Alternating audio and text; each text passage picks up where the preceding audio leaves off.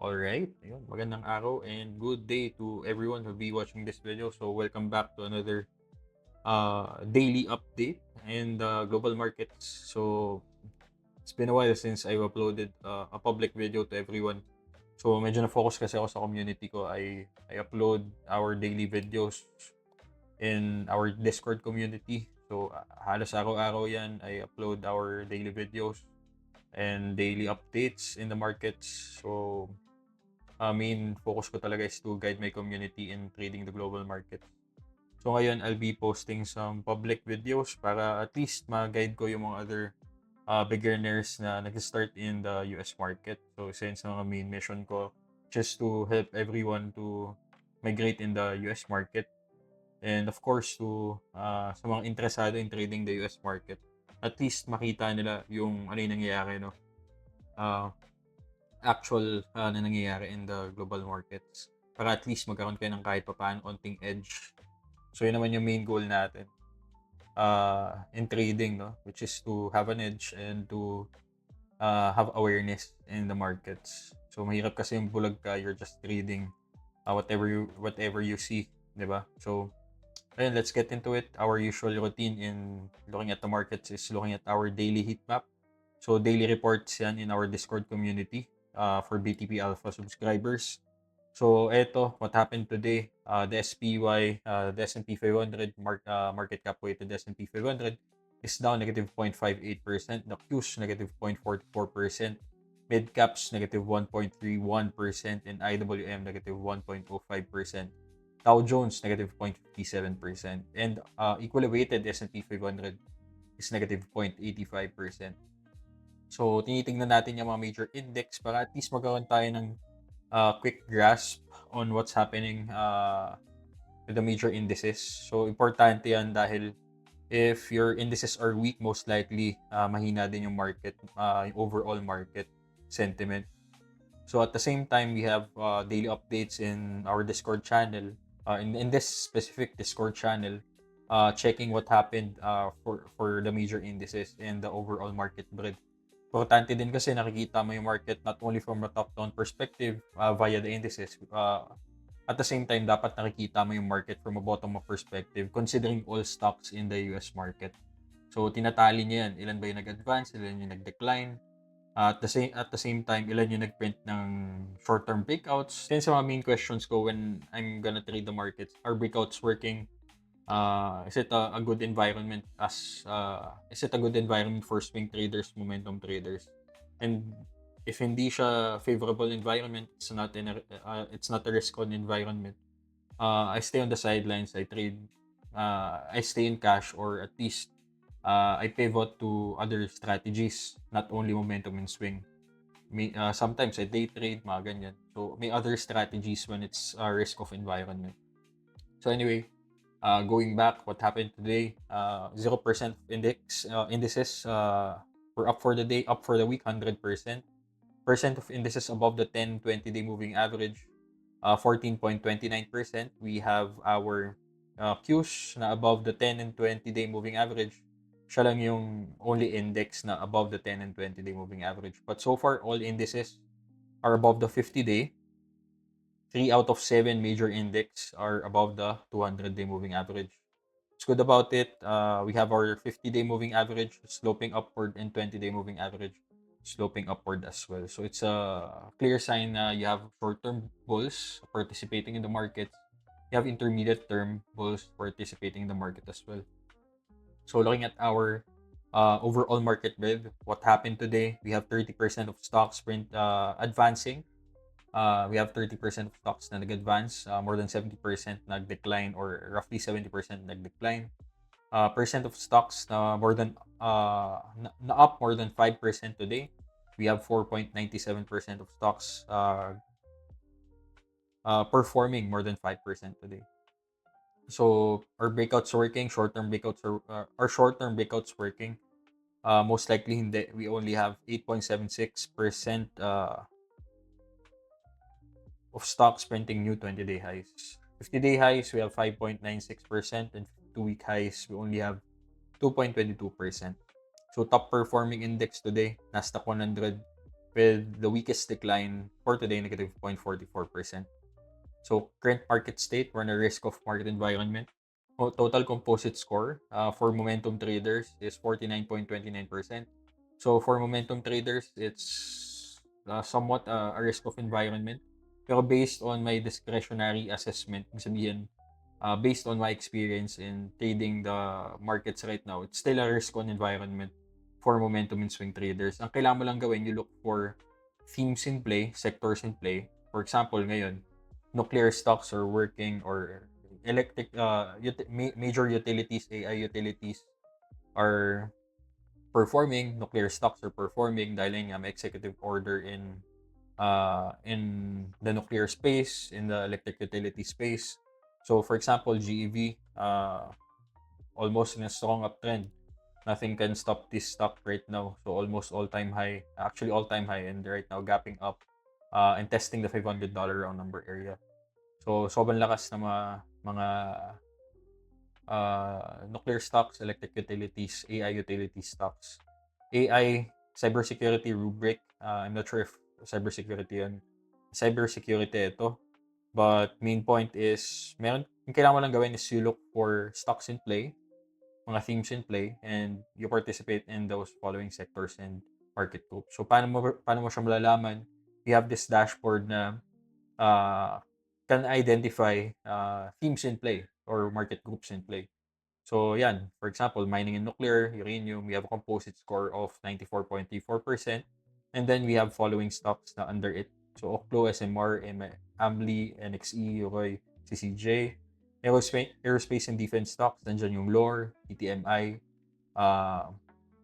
Boeing, and others. Gold miners, top performing sector din, top performing market group din. Team, cybersecurity, agribusiness, anything above 70% composite score. Yan yung mga market groups na hinahanapan namin ng momentum and swing setups. So it's a top-down approach of looking for stocks in focus or stocks in play. So syempre you look for strong themes, and then doon mo i-drill down ano yung mga stocks na nagpapakita ng emerging setups. So very simple approach, 'di ba, in the markets. So sorry, going back again in our ETF heat map. So main point is we're in a somewhat risk of environment, or in the midpoint of a risk on environment, somewhere in the middle. So main idea is you adjust your portfolio exposure range to this level, 33 to 50%, lalong-lalo na when you're freshly coming into the market. Kunyari, wala kang position, na papasok ka pa lang in trading the markets, you look for setups, dapat at least mababa pa lang yung portfolio exposure range mo. You don't go in all in. You don't go in the markets exposing 100% of your portfolio already. Hindi siya smart idea, hindi siya smart approach in a risk first approach, in a risk first perspective. Siyempre, risk management muna before anything else. So we adjust our exposure based on the environment, in the market environment. If pangit na environment, babaan mo yung exposure mo. If you're a long only trader, if magandang environment, taas mo yung exposure mo. Yan lang siya kasimple, di ba? So ngayon, we're in the middle. We're in a quick swing type of market. So at the midpoint lang din yung gagawin mo. So sa akin, since I have a fully deployed portfolio, more of I'm staying on the sidelines na lang. And maybe I'm just gonna scalp some stocks na nagpapakita ng mga momentum setups with a small exposure lang muna. So more of short duration, low exposure scalp trades or day trades lang. Yun yung ginagawa ko ngayon. And may extra margin account. Siyempre may natitira pang konting margin value eh. Sayang naman kung hindi mo utilize kung day trades lang naman. Anyway, so going back into our heat map. So after looking at the indices, let's look at the sectors. Ano ba yung mga top performing sectors natin? Actually, to keep it simple, halos lahat ng sectors were down for today. Bakit? Kasi yun nga, today, one key risk event is yung NVIDIA earnings. So, kahapon Wednesday session, uh, before the market, yung Nvidia earnings kasi after the bell. So before the market close, syempre if you have Nvidia earnings, one of the top risk events yan kasi it gives cadence to the AI play, 'di ba? Kunwari pangit yung earnings ni Nvidia or there's something dubious about Nvidia's earnings or whatever, makaka-apekto yun with the AI narrative. And if you have a weakness in the AI narrative, which is a growth narrative, it will affect the sentiment in the markets. So isa yun sa mga nagpo-push ng market sentiment ngayon, AI narrative. Starting pa lang ng 2023, isa yun sa mga top narratives in play. So ngayon, Nvidia, before the bell, um, nagko-consolidate lang siya, right now gapping up by around 5%. So maganda yung reaction ng market towards Nvidia. And yesterday, it's more of a de-risking type of move across all sectors, with XLB and XLU with the strongest decline, along with XLE, basically energy sector. So now let's look at macro, tapos tayo sa sectors. But looking at the overall sector, we have this top sectors on watch. Anything above 70% is a good sector. So we have industrials up to utilities. Anything above 70% na RSN Trend Composite score. So sectors na may magandang trend, XLI up to XLK. So yung XLK below 10-day moving average, but so far so good. We're above all key moving averages, yung remaining key moving averages, which is the 20-day, 50-day, 200-day moving averages. Tapos yung trend configuration mo, moving average configuration mo is quite good. You have your 10-day above the 20-day and 20-day above the 50-day. It's telling you na may short-term, meron kang bulls participating aggressively in this following sectors. So now let's proceed with the global macro state. Kasabay nangyari in the market. So fixed income, starting with fixed income, we have TLT down, long-term bonds, negative 0.43% today. Aggregate bond ETF, negative 0.22%. AGG, parehas lang siya ng BND. And itong HYG natin, junk bonds and JNK, is almost quite flat. So, ano ibig sabihin nun? Most likely yields went up for today's session. So, let's look at the general macro kahapon. Let's look at the daily chart of US 10-year yields. So, it reclaimed the 10-day moving average, itong US 10-year natin. So, last 2 weeks, one of the main concerns of the market is rising bond yields. So, if we break above 4.5% again with the US 10-year, most likely ma-reignite yung concern on higher bond yields. So, bakit pa concern yung higher bond yields? So, US 10-year dictates yung cost of borrowing in terms of mortgage rates, credit card rates, and pati yung car loan rates. So, makaka-apekto yan in the general liquidity in the economy. So, if you have higher rates, mas mahirap manghiram ng pera, mas mataas ang interest expense mo. Sa company level, kunwari, you're a small cap company, tapos very reliant ka on borrowing money. Let's say you're borrowing $1 billion dollars per year, tapos tumaas yung interest rate. Syempre, tataas yung interest expense mo. Bababa yung overall earnings mo. Laki ng expense mo. It will affect how you operate. Masyadong broad na topic yan eh. But if you have higher bond yields, main point yan, it's bad for equities. If you have lower bond yields, it's good for equities, good for stocks. So to keep things simple na lang, no, and easy. So looking at other general macro benchmarks, DXY trying to reclaim the 20-day moving average but got faded today. So attempted to break out of the $100 round number area. So ang gusto natin with the dollar is of course to hover at this level lang, 98 to $100 level, and then magkaroon tayo ng continuous decline with the dollar. So if you have a declining dollar, it serves as a tailwind for equities. So that's the dollar. And along that, kamusta ba yung Mag 7 components natin? Let's just look at the Mag 7 ETF, no? MAGS ETF. So looking at MAGS, you have this multi-day, multi-week flag pattern after this total reclaim, undercut and reclaim of the 200-day moving average. Itong magenta line natin is the 200-day moving average. So di ba nga sabi ni Paul Tudor Jones, one of the main key levels na tinitignan niya is the 200-day moving average. If you are below the 200-day moving average, nothing happens good below the 200-day moving average. Pero what happened with the Mag 7 ETF, MAGS ETF? Nag-break below 200-day and then total reclaim of the 200-day MA. Ibig sabihin nun, you have committed buyers again, defensive and aggressive buyers, and after the total reclaim, nagkaroon ka ng consolidation pattern, which is a sign of reaccumulation. Kumbaga, you have defensive buyers defending this key level or this semi-round number level ng $50. So right now, it's gapping up quite nicely at $54 dahil dun sa NVIDIA earnings. So that's our Mag 7 ETF. So market groups, hindi natin masyado i-cover yan. Now, let's look at crypto. Kamusta ba yung crypto markets natin? So, BTC, almost a week of consolidation above the previous all-time high level, 106, 108.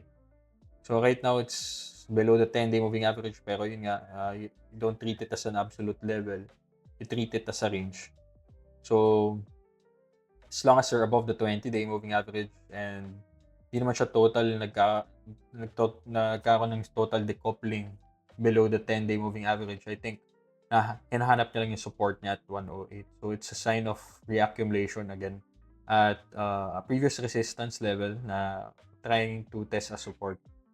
So dating resistance will now turn as support. So far, and allegedly, it is being tested as support. So syempre, kailangan natin confirmation muna. Malalaman natin yung confirmation na support level tong 108 once we break above 110 and of course tong 112 level. So once na nagpiprint na ng all-time high etong BTC natin. Now let's look at PSEI. So kamusta ba yung Philippine markets natin? So papyawan lang natin. So today was quite flat. So halos unchanged lang din today. But one good thing about PSE right now is a good retest of this previous resistance level. So ito yung sinasabi ko, yung dating resistance may now turn as support. So nahanap niya yung support niya at 60 sa may round number area and the 50-day moving average, itong blue line natin. So it's a dynamic support and a structure support. Dalawang confluencing support levels. Now, next resistance for PSE is 6.5. So sorry, hindi pala natin natingnan na itong mga main index natin. So the Qs is forming this flag pattern, then a bull flag pattern after this undercut and reclaim of the 200-day moving average. Halos pares lang din with the Mag 7 ETF. Same with the SPY. With the Dow Jones, IWM, and MDY, what's forming with this three index is an inverse head and shoulder pattern. So itong tatlo are below the 200-day moving average and it's forming this inverse head and shoulder pattern, a reversal pattern. So ang gusto natin makita with the Dow Jones, IWM, small caps, and MDY is to break above this neckline level. So for IWM, the $210 area. So after the gap fill, ganda rin ng gap fill dito. And the quick test of support of the 20-day moving average. Same with MDY. Tinest niya lang yung 20-day and this gap fill support area. So ang gusto natin makita with MDY is to clear this 200-day moving average. So once na mag-breakout itong tatlong index na yan, we will have a rotation towards small caps, mid caps, and pwede rin value names since Dow Jones, it's a proxy for value stocks, quality stocks. So ngayon kasi mga main leaders natin, mga large caps eh. So for example, GEV, Palantir, Nvidia, Apple, Google, yan, mga major, mga mega caps natin. Yan yung mga nagli-lead ngayon in the market. Although may mga small caps ka din naman na nagpapakita ng good performance. For example, Ava, ayan, almost 100% in short span of time. Almost ilang days lang yan. Almost 2 weeks, 1 week, 100% na ito. So, may mga halos lahat naman nagpa-perform. Nakikita naman natin in our momentum monitor.